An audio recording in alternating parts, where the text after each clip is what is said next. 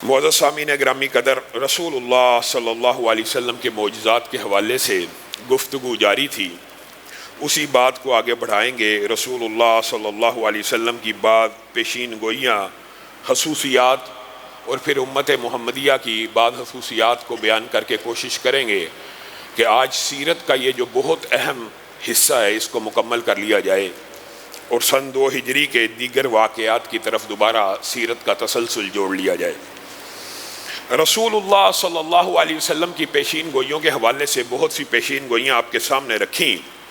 ان میں سے بعض پیشین گوئیاں اپنے بعد کی خلافت کی بھی تھیں۔ رسول اللہ صلی اللہ علیہ وسلم کے پاس ایک عورت آئی اور آ کر کہنے لگی، اے اللہ کے رسول، اگر میں آپ کو نہ پاؤں تو میں کیا کروں؟ تو رسول اللہ صلی اللہ علیہ وسلم نے بڑے واضح طور پہ کہہ دیا تھا، اگر مجھے نہ پاؤ گی تو ابو بکر کے پاس چلی آنا۔ گویا رسول اللہ صلی اللہ علیہ وسلم نے اپنی زندگی میں خلفائے راشدین کی تعیناتی وحی کے ذریعے ترتیب کے اعتبار سے کر دی، اور دیگر حدیث کی کتب میں صراحتاً یہ روایت بھی موجود ہے کہ رسول اللہ صلی اللہ علیہ وسلم بیٹھے ہوئے تھے۔ یہ الفاظ آپ نے صحیح حدیث میں بھی پڑھے ہیں، لیکن دوسری کتاب میں اس کے اندر چند الفاظ اور بھی ہیں۔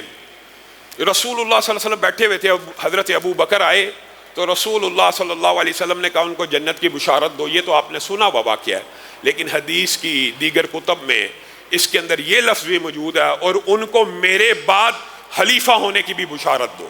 پھر عمر آئے اور کہا ان کو جنت کی بشارت دو، اور ابو بکر کے بعد خلیفہ ہونے کی بشارت بھی دو۔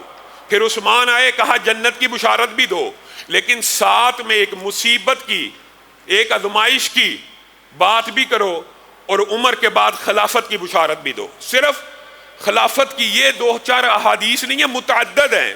رسول اللہ صلی اللہ علیہ وسلم نے خواب دیکھا کہ حضرت ابو بکر نے 2 ڈول پانی کے کھینچے ہیں اور حضرت عمر آئے ہیں، ان جیسا عبقری کوئی نہیں نکلا، انہوں نے 10 ڈول پانی کے نکال دیے ہیں۔ تو اس خواب کی تعبیر بھی یہی ہے کہ حضرت ابو بکر کی خلافت کی مدت تھوڑی ہوگی اور حضرت عمر کی خلافت کے اندر اسلام تیزی سے پھیلے گا۔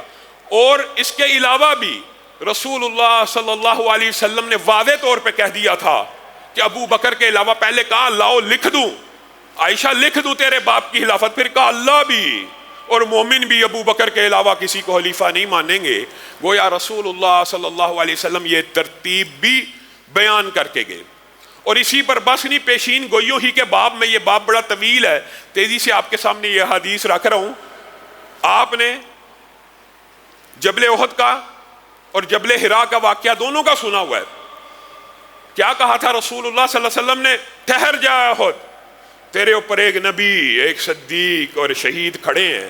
گویا رسول اللہ صلی اللہ علیہ وسلم نے تو یہ بھی بتا دیا تھا کہ عمر بھی شہید ہوں گے، عثمان بھی شہید ہوں گے، علی بھی شہید ہوں گے، طلحہ و زبیر، یعنی جس کا رسول اللہ صلی اللہ علیہ وسلم نے پہاڑ کے اوپر ذکر کیا ویسے ہوتا چلا گیا۔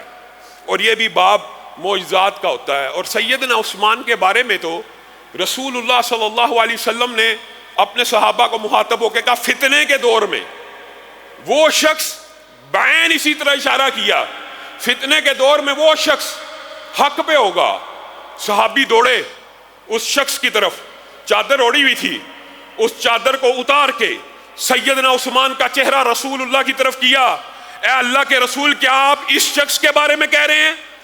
رسول اللہ نے کہا ہاں، میں اسی شخص کے بارے میں کہہ رہا ہوں۔ اور سیدنا عثمان کو بلایا، کان میں کوئی بات کی، سیدنا عثمان کا چہرہ متغیر ہو گیا، اور پھر ان کی شہادت کے وقت یہ بات واضح ہو گئی کہ وہ کیا بات تھی جو رسول اللہ صلی اللہ علیہ وسلم نے کی تھی۔ حضرت عثمان نے خود بیان بھی کر دی، وہ یہ بات تھی۔ اور یہ جو روافض محرم آ رہا ہے، گستاخان صحابہ کا دوبارہ وویلا شروع ہونے والا ہے۔ جی صحابہ کہاں تھے جب سیدنا عثمان شہید ہوئے تھے؟